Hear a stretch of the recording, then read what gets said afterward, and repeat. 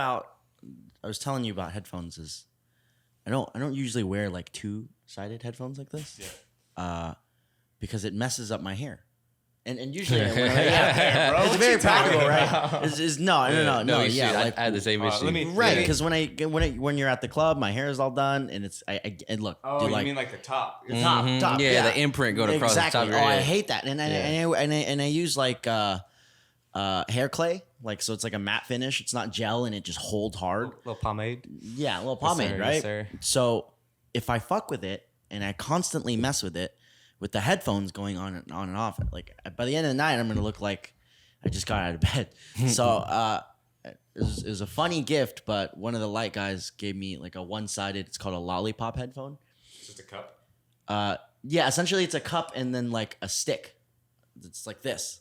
Oh. Yeah, and so it's just a half headphone. Yeah. Most practical thing I've ever gotten. DJ wise. Yeah. And I was like, this is a fucking game changer. And everybody thinks it's hilarious. And they're like, why would you do that? And I'm like, do you ever have the problem where your hair gets messed up after you put on your headphones all the time? They're like, yeah, all the time. And I was like, I don't. I don't. I guess it's a priorities thing though. I don't. Yeah. Like I like my hair. And I like my hair looking the way that I walked in. You know? Yeah. Like, Yeah. You want to walk out the same way. Exactly. Welcome back, guys, to the Kinda Nice podcast. Today is going to be a little bit of a different episode. Most of the time we have ninjas and those kind of people on the episodes, but today we're having I've known this guy for a long time. I used to actually work for him a little bit. I did some video work for him. He's a DJ here in Houston, but you travel all around. I travel a lot. Doing DJ stuff now. Yeah. But he's a DJ. He does tennis, jujitsu, so he does a lot of stuff. And I wanted to get somebody new on the podcast that you guys haven't heard. A perspective, somebody who's not a ninja, and try something different. So this is DJPhon or Paul, or what do you want to be known as? Phon, but I want to make it clear, I am a ninja. Oh, are you? Just not an American ninja. Just like let's just be like clear about that, right? Fair enough. What's your real quick if people want to find you? What's your Instagram? At DJPhon. Super simple. Got him. That's all across all socials. Sick. So I'm gonna tell a story of kind of like how I know you. First of all, so back in I was doing ninja in those days, but I was also doing videography. Rocky's just got a mic today too. You can say what's up, Rock. He's gonna be kind of the co-host today. Hey. Cut that camera. Let him see you. Okay. Oh yes, sir. He's hiding his face behind the other camera. Behind the camera. If you guys actually want to see the full video of this episode, you can go to patreon.com/kinda nice. It will be also a bunch of other full video episodes. If not, follow us at Kinda Nice Show on Instagram. You can check out some clips. And if you just want to listen, then you can hear us on whatever you're listening to right now, any podcast platform. But yeah, going back to the story. So I think I was 18, or what was the time we were actually going to clubs? I was like 19, 18. Yeah, I think so. Because I was going with you. Yeah, you like, were just old enough. Yeah. I was barely made the cut. And I like went to the club a few times, and I was like, this is kind of cool, but I'd want to like be like doing something productive. So I started making like, party videos, and then I would just try to network with the people there, and I met Phon, and I was asking him if I could make videos for him. So I ended up making a couple, I guess just nightclub videos type thing, party videos. I don't know. They got stale so fast for me because I was like, it's the same thing every single Just time. clips. Yeah, it's just clips. But that was pretty cool. We got to do, I think the only time I did like an event with you was the College Station one with T Wayne. Oh yeah. Yeah. That was kind of cool. Yeah, it was freezing, man. Freezing middle of nowhere, but it was a party. Like, Yeah. Do you do a lot of shows like that? yeah. Yeah. Actually, one of the bigger gigs eventually was like doing a big college party.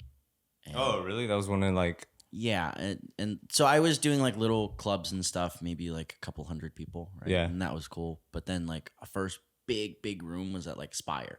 Okay. And, like Thursday was my night. It's like college night. And like I had partied a lot in college. Obviously, I'm a DJ post college, so just kind of running that night. There's like 1,500 fucking kids in there, like just partying, like just no bullshit, no bouginess, just partying, just raging. Yeah.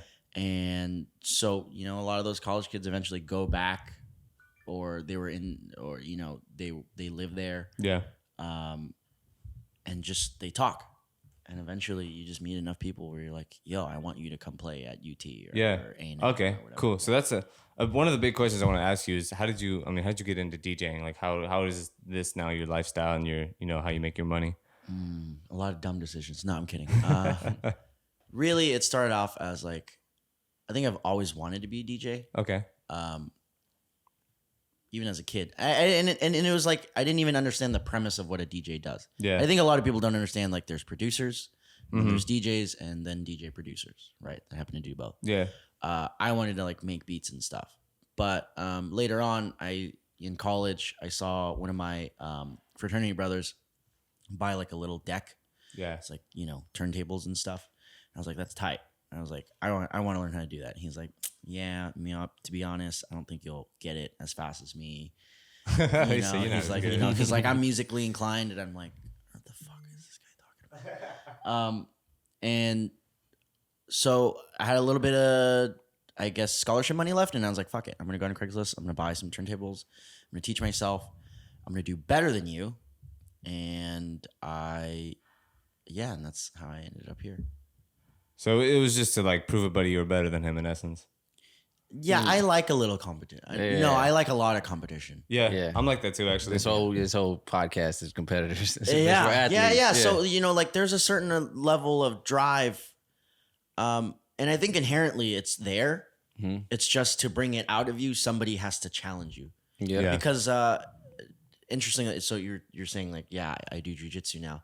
I do a lot of kickboxing and jujitsu, but more jujitsu. And it's like when you roll with somebody and that's just sparring, there's people that will come at you very passively and you're like, okay, well then I will match your energy level and I will not exceed that. Mm-hmm. I don't want to smash you. Mm-hmm. Right? However, if someone comes at you with like a pretty intense energy, you're like, let's go. Mm-hmm. Now we're rolling. Now we're getting some work done.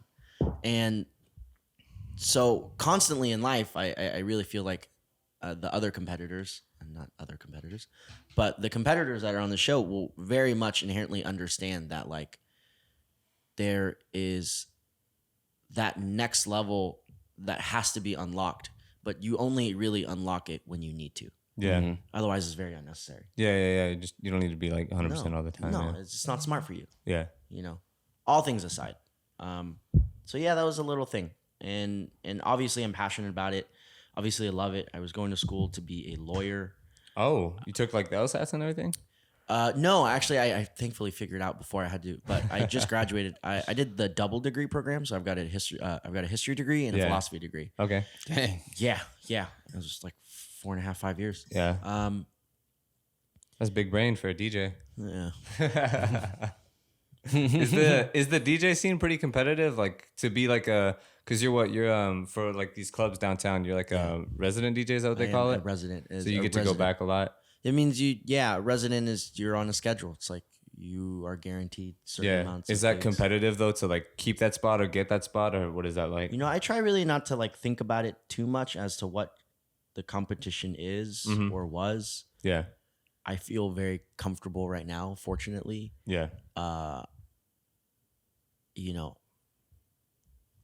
When you get to a certain level, you kind of realize what you're very good at judging what level people are at. Okay. Yeah. Very much so. So you see people and you're like, no, this guy's not even a threat or. Yeah, but and again, I don't think about it this way, but if you had to ask me, it's just like there's only a handful of people where it's like, oh yeah, he could do a good job. Yeah. He could do a good job. What is that? So in essence, earlier you talked about like there's producers, DJs, and like DJ producers. You can explain a little bit of that for the people, because honestly, I don't really know the differences. Yeah. So let's take Calvin Harris, for example. Okay. Right? If Calvin Harris, you were to go see Calvin Harris at Stereo Live or Las Vegas, wherever, at a festival, he is DJing, right? He's got 2 turntables and a mixer or whatever iterations of that. Yeah. But essentially, he's got that, right? Yeah. And he's playing music. Yeah. Just playing it. Yeah. To be like super baseline. He's just pressing play, mixing it, giving you song. That's what I do on a day-to-day basis. Yeah. Right? When I go to work. The other side is you understand Calvin Harris has music. Like, for example, Feel So Close, Slide, and you hear that on the radio. I mean, he made that song beat by beat, from the kick drum, you know, and to the vocals and the synths that go into it. He sat down in probably a room, something like this, and Just made it from scratch. made it from scratch, presumably. Yeah. And so the process of making a song is producing a song. Okay. The process of playing a song out is like DJing. Okay. Cool. Yeah. So what's when you're in a club? Because I mean, most like at first, if you don't know it, most people probably think they're sick DJs because you hand them an aux cord in a car and they're like, "Oh yeah, let me queue up some songs on Spotify." And Which is like essentially the baseline level DJing. yeah, You're picking a song, curating a vibe. I think that is most important. There's DJs that are super technical and they can scratch and do all that, but it'll go over a lot of people's heads because people are like, "I just want you to play the Yeah, song." they're there for the vibes. yeah. just Is the want you to big play part the like the song. transitions? Is that where mostly like your work comes in? Like making sure this song goes into the song. Here are my priorities, right? I want to make sure I pick the next song correctly, because really there's no right answer, but here's where I want to take you next. Yeah, Yeah. you're in control the whole night. You're the one that's in control. You are the literally. vibe curator. Yeah, that's you. There is one DJ, and that's you. You know, Vibe master. yeah. some might say. You're the Yeah. MC, pretty good master of the whole ceremony. and you MC. Yeah, yeah. A lot of DJs will MC on top. I do both, right? So my priority is making sure I play the right song. I'm not super hyper concerned about was that incredibly technical, because if you start making things so technical, then you kind of lose the art of it. And music is 90% art to me. Yeah.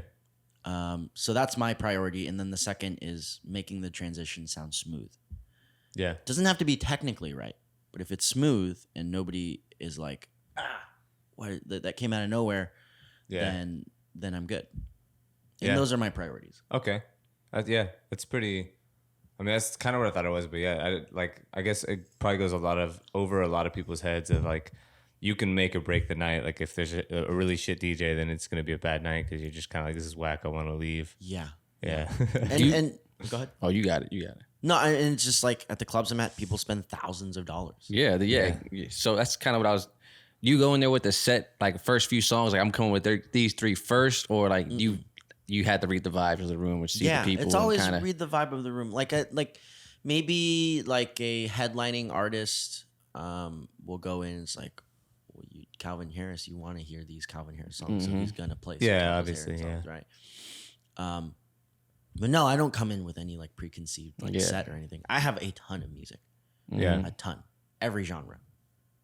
You know, from Afrobeats to like cumbias to like rock. Yeah, I've actually. So that's what I actually became a fan of you when I was at a. You know I was who at am. Barbarella Cool. one time Very watching sick. the UFC fight, and this was a few years ago, and it was a UFC fight, of course, Sure, and right on. the fight ended, and all of a sudden this Asian guy goes to the DJ stand and just boom, it was a rock song, was the first song, and the whole place just started jumping, and I was like, okay. Then the second song, everyone was still going. I'm like, we just got done watching the UFC fight. I'm ready to go home, but he's making me stay here. Yeah. He's making me want to buy another drink and keep like being here. Then we go to Spire afterwards, and I see you there, and you kill it again. I'm like, This guy's everywhere. This is my favorite DJ because I do like because I respect DJ because y'all make the whole night for everybody. Y'all make me go home with somebody, or y'all make the whole Hey, night. I always say like your favorite wingman is the motherfucking DJ. Yeah, Wingwoman, exactly. like, is the DJ. And so I have like favorite DJs. You're like top two. Kayla Thank is you. she's, I don't know if you know who she is. She's here in Houston too. She's Dope. a beast. Okay. Yeah, Love it. she's good. But yeah, you killed it. And I was like, okay, this guy knows what he's doing. Yeah. And I respect it. So it's like we're athletes on this podcast. Sure. So that's you perform every single weekend. You perform every single week. I mean, at I work least. like 5 days a week. Yeah, But when I'm performing, yeah. Yeah, so but that's going into a ring for us. That's going onto the field. That's stepping onto a course. So what is that mentality like before you go in there? What's the thought process? How do you get your stuff ready, or you're already prepared? Or you? I mean, it's like at this point, it's just I've been doing it for so long professionally. Albeit there are times when I get nervous for really big stuff, but I know I'm gonna crush. Because like I know a couple things about me, and I think that's you have to kind of know yourself to really become successful. Otherwise, you're kind of blindsided by a lot of things. I know that I have taste. I know that I can DJ, And I know that if things go fucking shit haywire, I know I can play baseline and make it a solid night. Mm-hmm. So at a bare minimum, everybody's gonna have a good time. Whether they have an amazing time remains to be seen, because that depends on the decisions that I make song to song to song. You know, and I knowing that on a day-to-day basis really just kind of helps like the mental. Yeah, I mean, because like what athletes train a certain amount of times a week. They know their performance. They know they've been sleeping right or eating right, and they know their body. Like, you know, there was a time when I caught COVID, and I'm a pretty healthy person, and the moment it hit, I was like, I have COVID. You were actually one of the first people I knew to catch COVID. Yes, I'm a super spreader. I remember this. I'm a super spreader. No, because it like COVID had just come out. It was fresh out, and I think we were playing COD back in the day. Phon had the drop before. I early was drop. like, wow, this dude got on it before it was hot. I'm on that shit. I'm on the trend. That's pretty funny. Last June is when I got it. Yeah. You only you caught it. You caught it once or twice. I've gotten it once. I got it once, but my immune response is like crazy. So I had strong antibodies. I also am willing to bet, because I got it and then kept working in the clubs and stuff, that anybody that came in contact with me just like helped me. Just re-up. Just appreciate the antibodies, bro. I'm really sure that that's the case, because I've come into direct contact like this. Maybe even closer at the clubs, and they're like, "Oh yeah, I got COVID," and I was like, "I didn't." How was the scene like when COVID hit?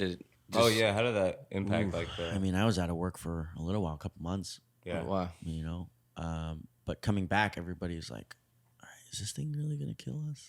And then slowly, week by week, everybody's like, you know, let's get back to it. There's a lot of people who are like, still to this day, it's like, fuck COVID, not going anywhere near COVID. You're all sick people. And then on the opposite end, there are people who are like, yeah, I need a drink, so I don't care if COVID kills me or not, because if I stay at home, I'm gonna die. Yeah. So I might as well go out and have a drink, and if I die, I die. Yeah. That's fair. Yeah. And then there's everybody in between. Yeah, no, it gets super, super complicated.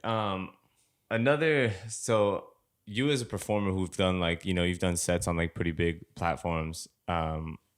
Do you want to touch on the Travis Scott stuff, any of that stuff, or what's your take on what happened? Were you at Astro World this year? Yeah, you're asking me about Travis Scott at a really, really awkward time. Not awkward for me. Yeah, right. I was at Astro World. Yeah, I was. Where? I was like at the VIP In the section. but I left right before like all of it went down. And it's really weird. I have video footage, but I was in VIP, and yeah, it was kind of a shit show getting into VIP. It's like one in, one out. Yeah. Like, bro, you're a festival of thousands of people. You've got one VIP entrance, one bodyguard. Oh, really? To get into VIP at this caliber, you know, like it just didn't make sense. So there's logistically, as a person who went, it was just like, you guys could have done a lot of things a lot better. But as we were waiting for Travis to get on, I was going to catch like 15 minutes and go because I have to go to work. People started storming VIP. I was at the first Asteroid. I was one of the people storming VIP. Yeah. I've been. That happens. Yeah. That was okay. I don't mind that. I think it's part of the culture. I think that's part of a lot of the fun. Just don't hurt anybody. But this time it felt really awkward. Like the storming and like, I guess the level of hype in the air was like unsettling. We were caged in for a year. Yeah. It was like You feel it? like this doesn't feel right. I should get out of here because like if Travis gets on, I don't think I'll be able to get out. Yeah. So I left early. About Dang. 10 minutes. I booked it back to the car. So You got blessed. yeah. I mean, I'm sure I would have been fine. Yeah. I think VIP was fine, but Yeah. yeah. I going back to the question. I've done a lot of stuff, like a lot of shows with Travis Scott. He's the only person who I can say without a doubt can control any room that he's in and make anybody do anything just on a whim. Yeah. The guy is a witch doctor. It's facts. I've seen him perform in a room of 20 people, And we still broke down the barrier that day to go to the stage. Like I'm not even kidding. It wasn't even his show. It was after the St. Pablo tour. He had Chase B had a little set at like Jet nightclub, and Travis came with like 30 of us there and just had everybody mosh it. It was insane. And the thing is, like, they weren't ragers that were there. It was like people were like kind of older, like they're 25 and up. You just like, turns them in. I don't get it. I mean, I just look. I saw it the first time, and I was like, not even Drake can do this. Not even Cardi Drake. B. Not even Megan Thee Stallion. Like, there's no caliber of A-tier artist that can do what Travis does, and I respect that. Yeah, that is a gift. He's a showman. He's one of my favorite. He's my favorite performer live performer. Well, yeah, I can't say that even right people, now. Even people. I mean, look, if I get canceled, I get canceled. I don't think it was his fault. I've seen him perform many times. I've seen him stop the show many a times when he sees people are getting hurt. Yeah, I mean, it wasn't. I mean, I was at the first Ash World, and there was people passing out that day. There was a lot of people passing out, like left and right. And if you know anything about sounds really bad. If you know anything about any festival, I mean, there are casualties just by. Well, people are like, they don't. It's not like uncommon to see somebody knocked out, right? No, it's not. Yeah, it's actually you're just like, good luck to that guy. But that's why there's medical tents everywhere, right? I think a lot of people who are in outrage are the people who really didn't go or don't go to festivals. But they just don't know. They just hear 8 deaths and that's it. And it's his fault. That guy, you saw what, like, people getting carried off and you like didn't stop the show? No, there's like TikToks out there where like he tried to stop the show many times. And they say there's an ambulance, but it was a golf cart with a light on top of it. Oh my god! Oh, what? You know, that's a golf cart. It was a golf cart. I heard about the ambulance. Yeah. Apparently, and look, I've DJ'd for him to run his sets at the nightclubs and stuff 4 times.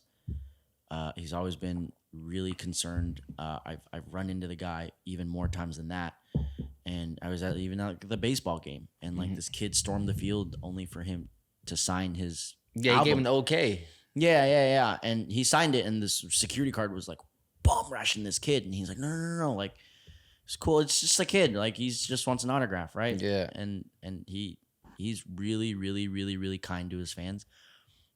I threw my phone to this dude one time. He picked it up, recorded a selfie, and threw it back to me. Yeah, like, he'll do cool stuff. Like it was cool. He cares about his fans. Yeah, I think anybody that like really runs into him or really sees him a lot as a performer will understand that.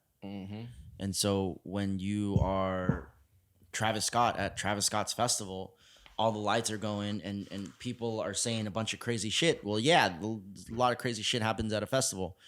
Somebody has to literally walk onto stage and say, stop the fucking show. Yeah. Well, I think that's the biggest thing for me is like if somebody did tell him like, yo, people are dying and he kept going, then I'd be like, that's a little sketch. But if he just didn't know, then like, you know, it is. Well, I mean, so it looks bad. It looks really bad. Like there's a girl trying to tell the light guy, hey, there's people dying. Like you need to stop the show. And the light guy's like, who the fuck are you? Yeah, with headphones on. I'm working right now. Yeah. Travis Scott is performing. He's the headliner of his own. Music is blasting. Music is blasting. I don't know if you're fucked up on drugs, tripping on whatever the fuck, or, you know. Yeah, but that guy probably doesn't even have a radio to contact whoever needs to. He's just like, let me do my job. Yeah. No, because like, I've seen that before. I've seen people just fucked up and just say crazy shit to me, and I have to sit there and decipher, is it real or not? Is it real or not? Yeah. And 9 times out of 10, it's not real. I mean, like I said, man, not his fault. Cancel me if you want. But if we're being completely honest and frank and look at the whole big picture, logistically a nightmare. Absolutely. Yeah. You think they could have done better just on like to everybody that passed, but you can't cancel a guy. It's not his fault. Yeah. You think they could have just done better on like staffing and for sure. That I agree. I don't know how much control he has over that.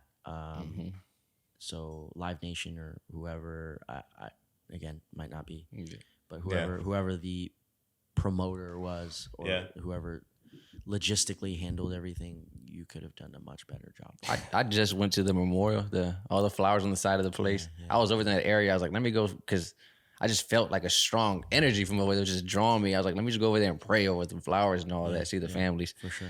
I went over there, I saw the flag. It was kind of like, it was kind of cool to see all that stuff, but there was a lot of Travis Scott merch. I'm like, someone with the wrong mindset would just pick this up and sell it. People were just leaving merch on the side of the road. But those I'm people, like, wow. they've got another level of karma coming. Yeah, if you do that, that's the whole. Oh Yeah. my gosh. I don't worry about those people. Yeah. They will get whatever is coming. Yeah. Whatever it is. What kind of people come up to you though? Like people come to you request songs a lot. All the time. That's All the awesome. time. My least favorite one is when they hold up the phone. Just put it to my face. Play this one. And most of the time it's play Bad Bunny while I'm playing Bad Bunny. Oh my gosh, that's amazing. It's the worst. How many mixtapes do you get a week? Oh yeah, play my mixtape, At bro. least a couple a week. Yeah. You ever play any actually, or is it always no? Here's a big thing. Like, there's a thing as like pay for play. Yeah. I don't really do that because I fundamentally believe if your music is good, I will play it. Mm-hmm. Yeah. If it's hot trash, I'm not gonna play it. I'm not gonna waste my time. They gonna give you $20. They ain't gonna do it. It's not gonna do it. Mm-hmm. You know, it's not the money for me. Yeah. God, and You're this already for the- getting paid. the so, music. like, Yeah. Sure, if you give me $100, and I think it's a solid song, it's maybe not the best, it's not gonna kill the room. Like, yeah, I'll play it. Easy $100. But I generally don't do like the pay for play thing. I have to like your music. Yeah. Yeah, because I think it's just kind of like it's equivalent to robbery. Like if you know, like, man, this guy's song sucks. Yeah. I'm just gonna take his money anyways because it's yeah, I'm not about that. Yeah, no, I mean that's a good mindset to have. Yeah. So with the lifestyle you live and all the parties you get into, you got any crazy stories you want to tell or any? I mean, I'm sure you have a ton. Oh yeah, I don't know. You gotta be specific. Crazy Okay. story. What would be like a good, somewhat PG, not too crazy, but Well, that's all the stories. they're all They're PG. all gone. No, I'm kidding. Anything recent? Anything recent happen? Or with like a. Actually, who's your favorite artist to like work with, like, or to say, like, because you Travis. say Travis. It's Travis. Oh, okay. The energy in there is insane. Like I said. Did they give you a set list before, or do you just kind of? No, he sort of talks to you a little bit, and he'll throw signs like this is stargazing, you know, or he's like he'll kind of artists will do kind of play on words and segue into certain songs, so like Yeah,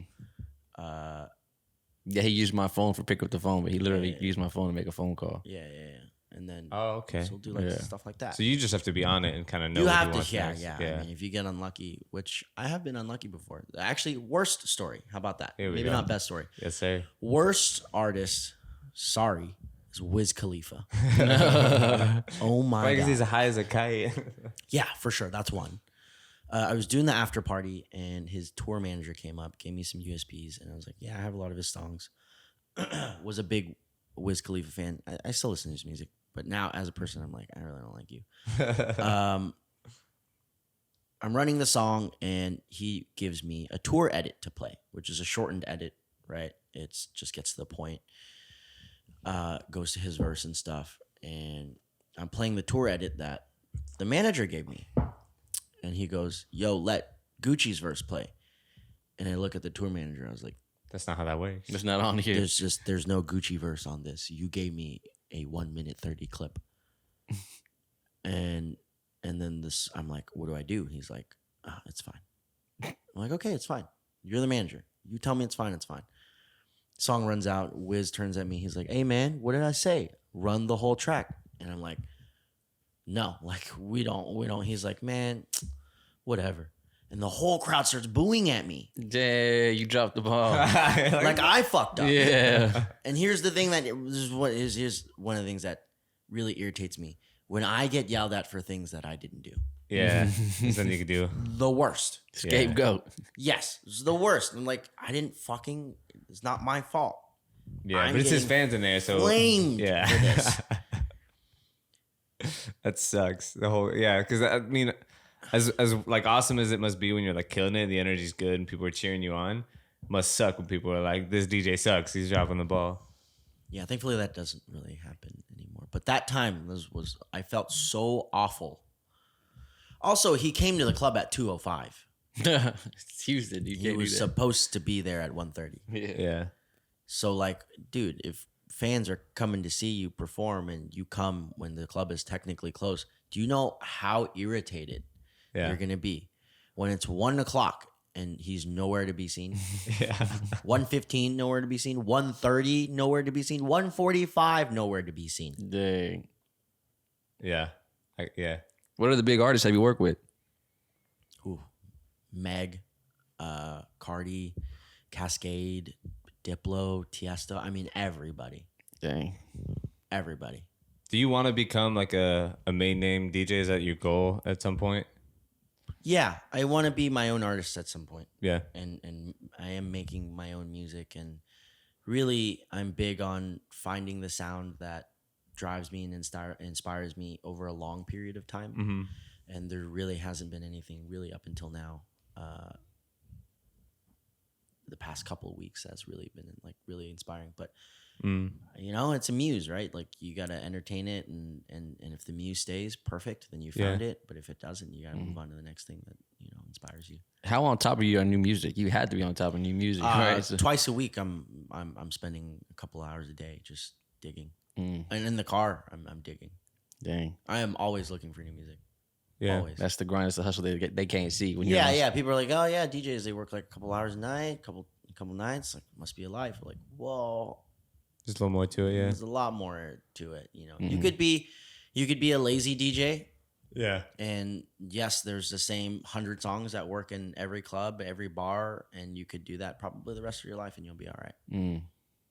But that's not going to make you a great DJ. Yeah. It's not going to make you a DJ that is putting his reputation on stuff and that garners and curates taste. What artists that have you seen like you broke them like when they weren't Don Toliver. Don Toliver is one of those people. Don Toliver came up to me in the club. I got the receipts, baby. I got the emails. I got the receipts. Dang, it signed to Like, Travis now. Songs with Kanye. Songs. Everybody. Big songs. Everybody. Yeah. Yeah. Skrillex. This guy's on Skrillex. Yeah.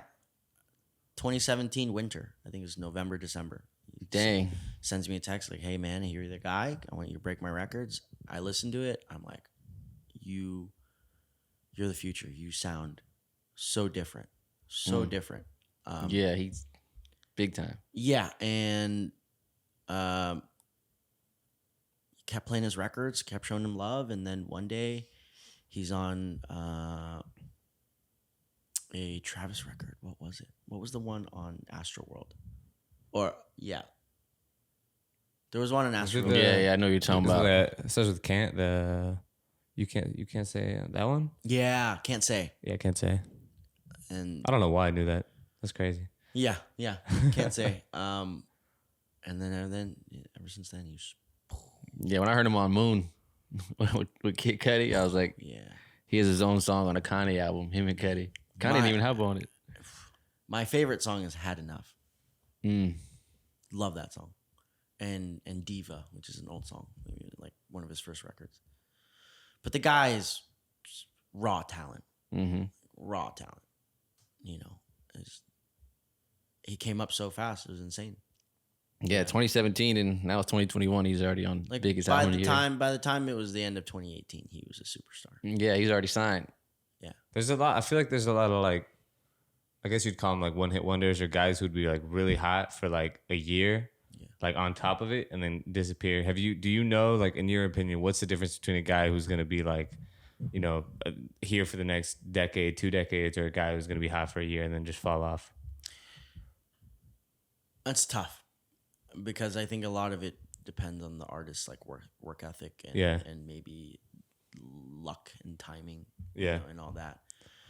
When you make a hit record, I don't know, like I'm not in the studios when they're making hit records, but it's very rare that you're like, this is the next #1 song. Mm-hmm. Yeah. Unless you're fucking Dua Lipa. It has to be organic. Yeah, I know Dua Lipa makes #1 songs like that.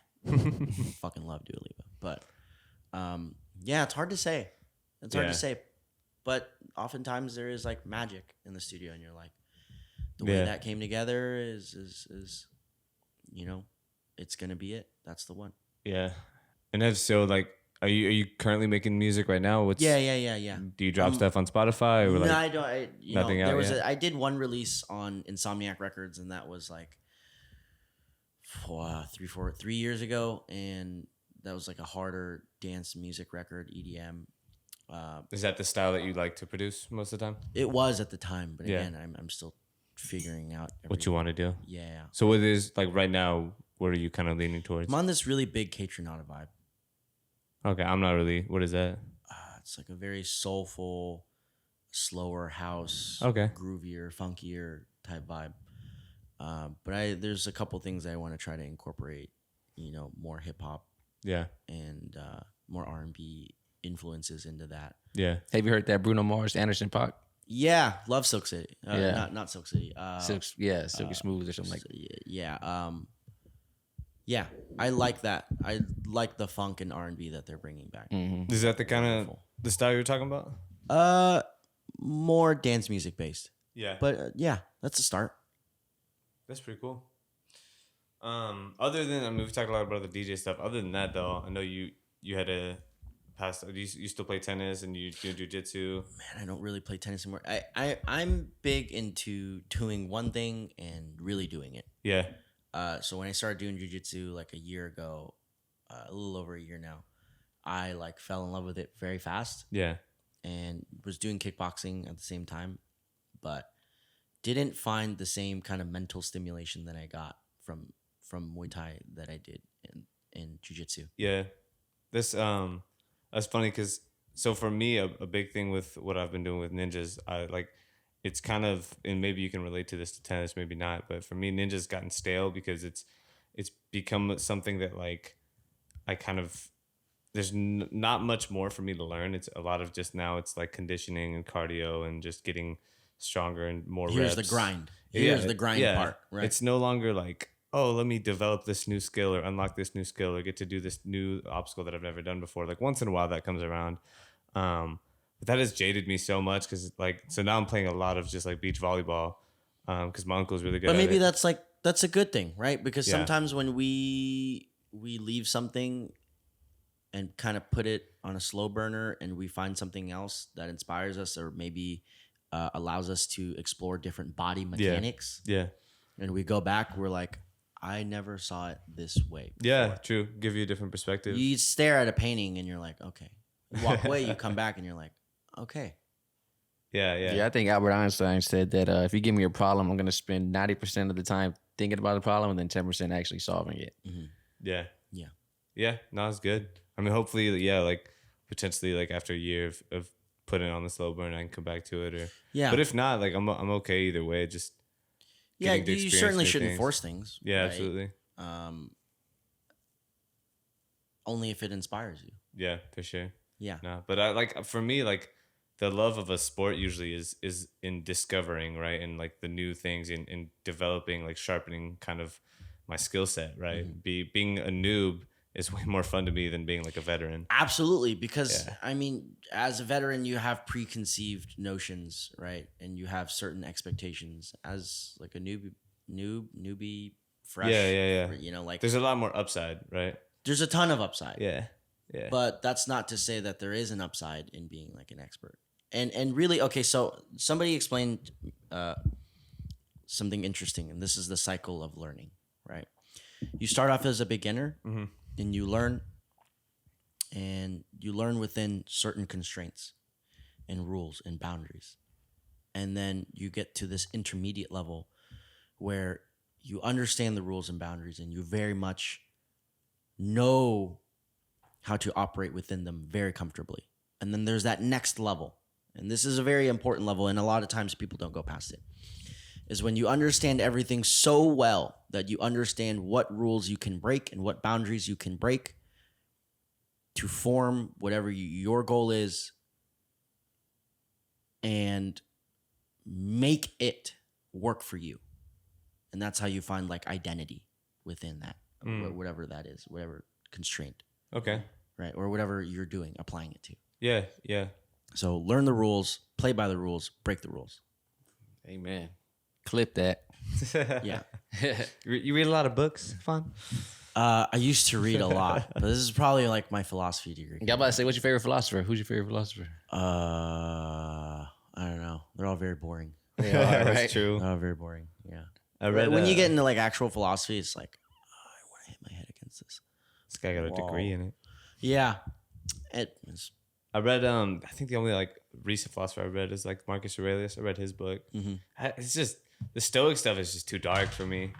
It's so you have to be in a different like headspace to be able to like appreciate that, I think. Yeah, and a lot of it's time, right? You're like, Yeah. well, that was a very dark time, or we're coming out of a dark time, or it's true. You know, probably whatever modern philosopher there are these days is probably gonna be super depressed and think of some really fucked shit. Yeah. Guys, quick reflexes, bro. It was like a quick. Oh my god, I'm on my phone like constantly all day, so I'm like very quick about these kinds of things. Yeah. But yeah, I think that's gonna probably apply to Ninja if you decide to move forward. Yeah. You know the rules, you play by the rules. Yeah. And now to re-explore Ninja, and if you are inspired to, you'll re-explore it in a different light, so that maybe new mechanics. Yeah. And actually, that's like one of the most fun things for me. Is funny you say that is like doing things like not the right way, right? Unorthodox, trying to find the way. Because there's really like no right way, right? Just get it done. That's the thing that most people don't know is when you're in the gym and you're doing local comps, most of the time it's do it, just get it done however you want to get it done. But when you're competing on the actual TV show, they make it to where like you have to do it a certain way or you get disqualified. There's no like, because most of the time it would be super fun for me to be like, oh, I'm going to try to do this, and kind of just skip this whole section because I know I can. Yeah. But then like, that's not allowed. Like you can't, there's certain rules that if you do break, because I know I can break these rules, but if I do break, I'm just getting disqualified. So it's at the end of the day, I know that I could finish this obstacle in this certain way. But if I do, they're just going to tell me to fuck off. So now you make the obstacle course and you make the rules and you're like, I can do whatever I want. This man is a ninja. This is my company. Yeah. Yeah, I mean, that'd be a way to go around that. Yeah. But yeah, no. But finding like the most efficient way and like the funnest way to finish things, it's what's like is one of the things that's the most fun about the sport. What makes people exciting, right? Like nobody. But sometimes you can make an obstacle look dumb easy when you do that, and they don't want that. Because like it'll be doing a certain way, and then I could like instead of making it like a 30-second obstacle, I could finish it in like 5, like 10, like just jump, skip the first section, and then like take a big swing and just dismount. Yeah, but if it's not so easy, I'm sure you can throw in some flair. Like I don't know, like but do a backflip. Yeah, maybe. I mean, and sometimes like it's a lot of the stuff comes down to like ask for forgiveness, not permission. Because if you ask for permission, 9 times out of 10, they're just gonna say no, don't do that. No. But if you do make it look cool and they didn't really tell you couldn't do it, they're gonna be like, clip that. That's good TV. We'll let that slide. That's great TV. Yeah. We want him back. Yeah, pretty much. Yeah. But I think actually you said to do a backflip. One of the funniest things ever. So like, you know, like the course, it's like laid out like this. It's like section, water, little section pad. So I remember it was in LA. This guy was like stunning, right? He was on the second obstacle and he does a flyway, which is a backflip off of it, like swinging.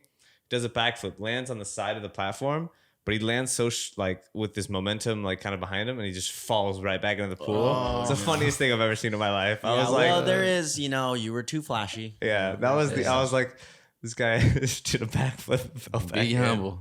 Sit down. Yeah. There's a balance of it. Yeah, for sure. But that made for great TV because it's like, look at this cocky dude eating it. Yeah. Now, if you're cocky and you finish, now we're talking. Yeah, for sure. Now Yeah. There's both, man. Yeah. There's both.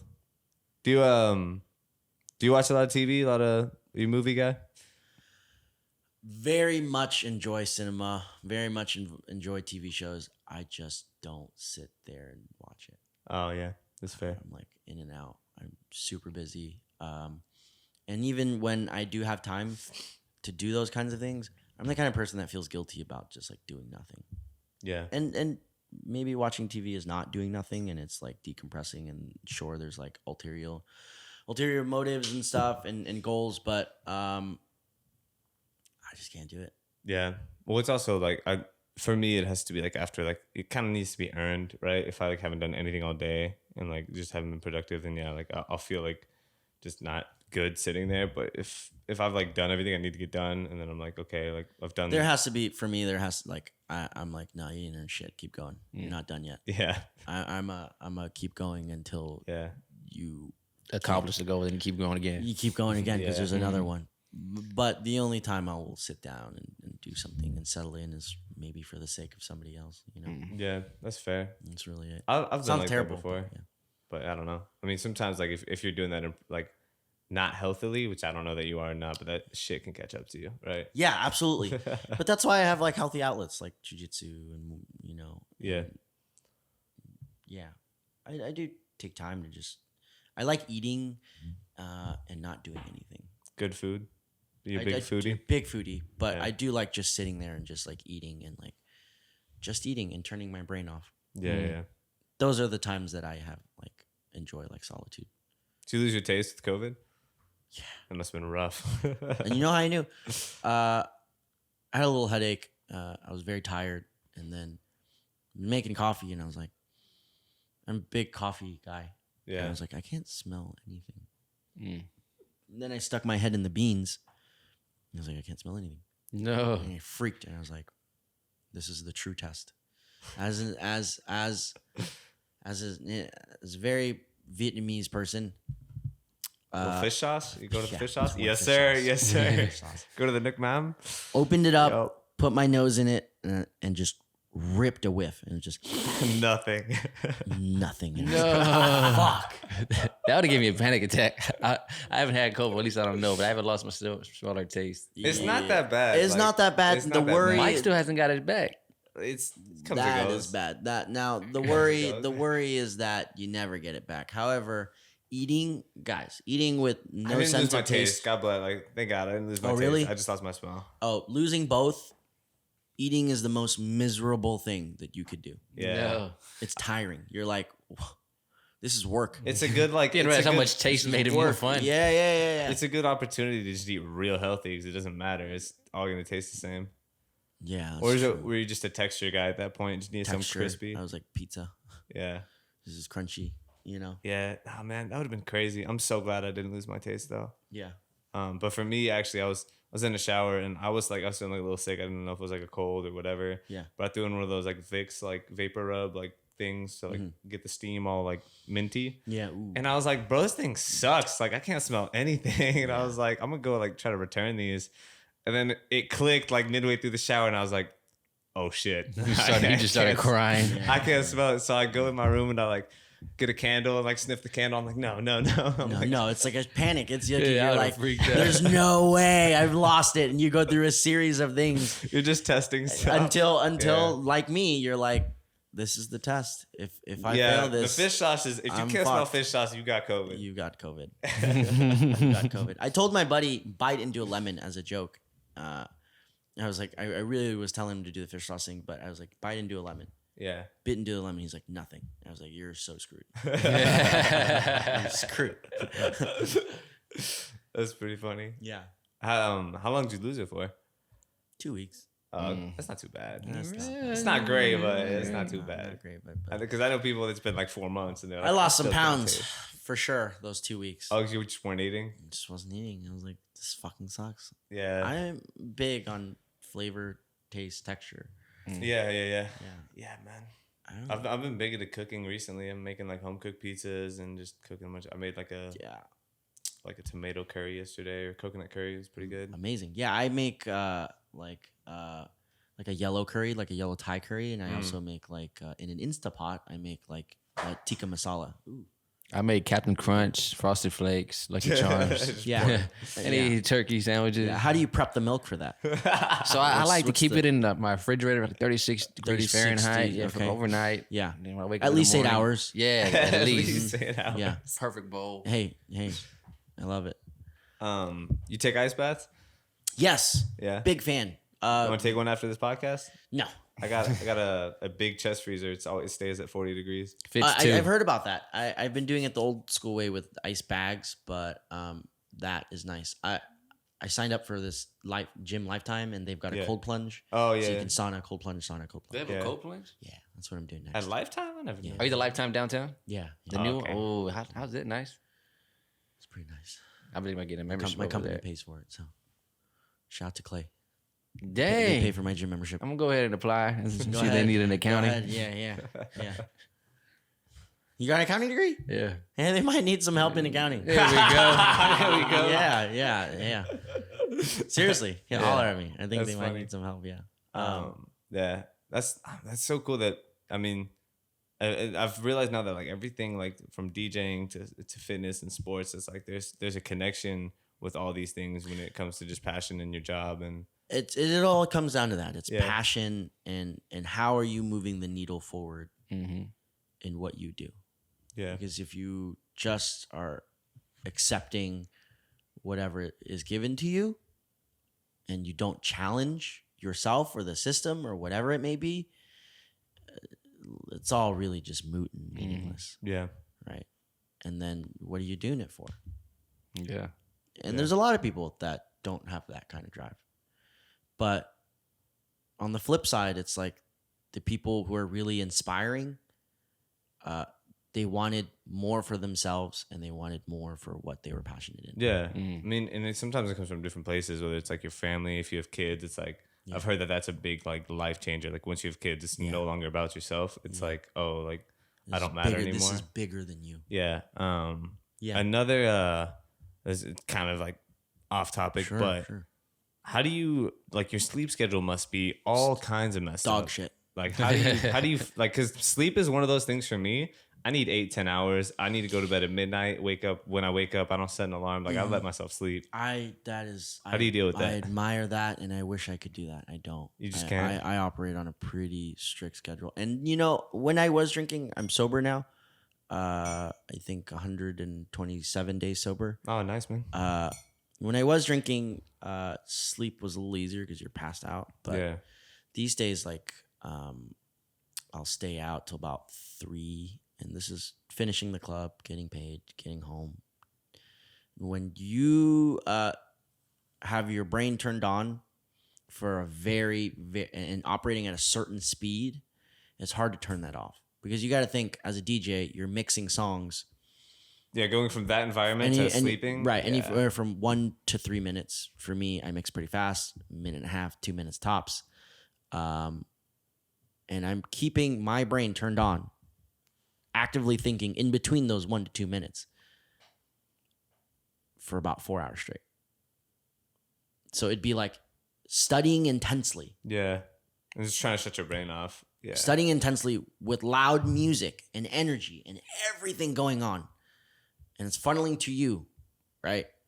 To be done with that and be able to go to bed right after, you have to be an insane amount of sleepy, or probably somewhat borderline psychotic. Yeah, just turn that all off. To just turn it off. So you like don't fall asleep till what, like 5 a.m., 4 a.m.? I think like 3:30. Oh, okay. 3:30. That's not bad at all. It's 30 minutes. Yeah, but it's 30 minutes.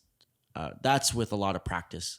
Yeah. But yeah, 4 is typical. Yeah. And then Do do you try to stay on that schedule consistently to where you're going I to bed try, at 3 man, a.m. but every things day? my life changes constantly, Yeah. and I have to adapt to all these changes.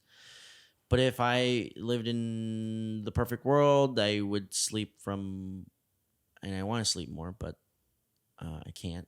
So I gotta get up and do stuff 4 to 11, Okay. 4 to 11:30, Yeah. 7.5 hours. I remember because and I'm like you. I used to be an 8 to 10 hour sleeper. yeah, it's nice, bro. It's very nice. I cannot do it. I miss it. I can't even Yeah. do it if I wanted to anymore. Yeah. Yeah. I mean, I know as you get older, though, you tend to sleep a lot less. Yeah. But I've been on that grandpa. grind before because for Ninja, we compete at night. Mm-hmm. So I've been on the grind like before Vegas. I'll flip my sleep schedule to where I'm going to bed at like 6 a.m., waking up at like 2-3 p.m. Yeah. But for me, man, like I had to try to get to bed before sunrise. Because I remember, like, when I was going to bed, if I saw the sunrise and I heard birds chirping, I felt like such a piece of shit. I was just Oh like, my God. wow, this is so wrong. Ironically, I think, yes, you feel like a piece of shit, but one of the most beautiful things is walking out of a venue at sunrise and you're like, I just partied all night. yeah, I just did that. Yeah, there's actually a similar feeling when you were filming in Vegas on the thing, because we filmed till sunrise at the time, and then you walk into the hotel rooms and there's people like waking up eating breakfast, and you just walk it in like you just went. Here's how you know you're a shithead.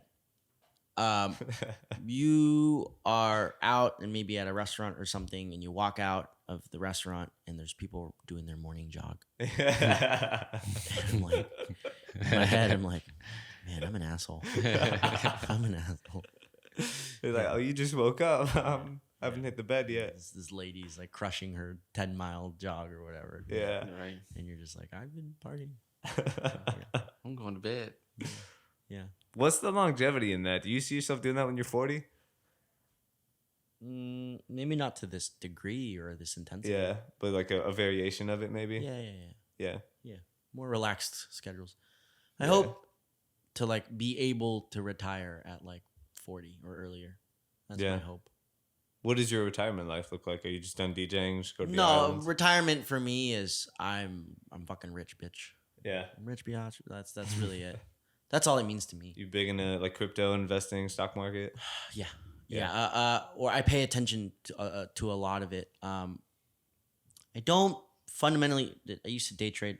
Fundamentally, I don't think it's like really sustainable, and I think there's a lot of people making money on it. I personally am a little more old school on getting wealthy. Yeah.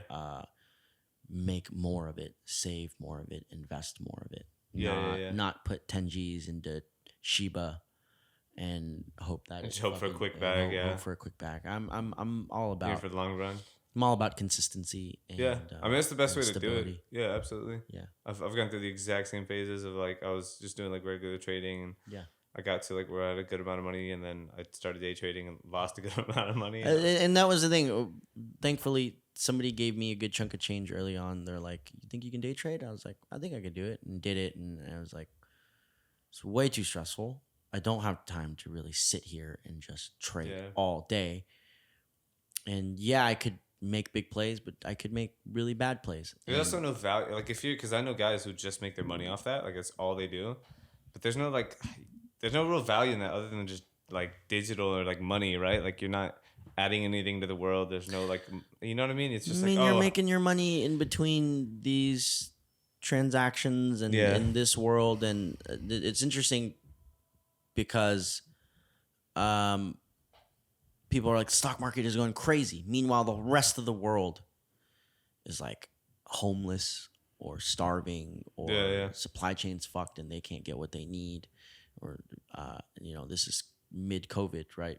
Yeah. But all these guys on this market are making a ton of money. So it's like there's a huge disconnect in real life in that. Yeah, for sure. To your point. Yeah, absolutely. And I don't know how much you're really adding to the world. I'm very ignorant of it. But I'm willing to bet that, its involvement in the actual world is similar to what I observed. It's like this disconnect. Yeah. I feel that. Yeah. Well, you got any more questions, Rock? You got any questions for us? Anything you want to talk about? Well, playing a lot of games with you is kind of hilarious. That the podcast name is kind of nice. Yeah. Because like that's what you've always said. I actually got that from another gamer friend, and it's funny because I was in Mexico actually when I was like sketching up like the idea for the podcast, all the plans. I was thinking of the name, and I have this book of like probably like 100 names that I was going through, and like one of the top 5 names is kind of nice. 'Cause I just thought about it, like there's some shit we say. The name's kind of nice. So I was going down the rabbit hole, bro. I was like, man, what is? I can't think. I was thinking of stupid names. I was thinking of like really cheesy names and. Some of them was like an acronym off of A&W. It was like always needing wisdom, and I thought that was hot. I was like, oh, it's such a sick podcast name. No, let me tell you. Look, if it comes easy and it sounds nice, run with it. Yeah, no, for sure. And we'll end this with how I came up with my name, right? Yeah. I love Phon. And keep in mind, is that not your actual? Oh, that's not. Oh, that's right. I thought that was your actual last name. Paul is my actual name. Keep in mind for this story, I was very baked. Okay, so sitting there, it's all a good story. Always starts with I was really baked. I was like, I like Phon a lot. And I was like, wouldn't it be funny if I just added an N at the end to Phon, and then I'd be like DJPhon, DJPhon. You gotta play off the Asian for sure. Yeah. And nobody knows this, by the way. There's not very many people that are like Phon. Yeah. I thought that for the longest time, I thought that was your actual last name. I thought you were Paul Phon. Phon. That's my name, Phon. And so I ran with it. I was like, I'll be DJPhon. But people started calling me DJPhon, and they're like, that's so funny. And I was like, well, wait, You got some. It works. It works. Whether or not you say it right, it fucking works. Yeah. Like Sunday Fun Day, or girls just want to have fun. Yeah. You know, or fun in games. Girls want to have fun. You struck gold on accident. But that's I kind of nice is a wonderful name. Yeah, for sure. And I think you struck gold on it. Yeah. And this is a sick setup, and I'm happy to be here. And yeah, no, appreciate you coming out, man. Yeah, Busy man. yeah. Drove an hour across the It was entirety about of an hour Houston to get here. Yeah. Appreciate that. Yeah. Yeah. I'll wrap this up. All right, guys, if you want to catch the video episode, once again, you can check out the Patreon page, Kinda Nice, or it's patreon.com/kinda nice, and you can check out the full video episodes. Check out Paul at, what's your Instagram at DJPhon? At DJPhon, at DJPhon. What days you work too? So where to find you at? Yeah, where can they find you if they want to catch a set? Man, tell you what, I play a lot, but come catch me at Clay or Hart on Saturday or Sunday. It's best time. If you're in Houston, you want to check them out, that's where you can check them out. Fun time. You want a fun time, guys? You know where to go. That's like, man, I give like my other co-host Daniel. Anytime he's in here, he's always trying to crack like jokes, so he'll just dad jokes all day. I'm the king of dad jokes. Yeah, but he'll like the kind of nice thing being like somebody to say something like it's kind of nice. I'm like, you get one of those an episode. You do 2, you're out. You're done. Get out. Okay, you leave. But yeah, I hope you guys enjoyed this episode. Thanks for tuning in with us. We'll catch you on the next one. Peace. I'm kinda nice with the gear. Shout out my area code. I'm feeling nice with the drill. And now about to bury the flow.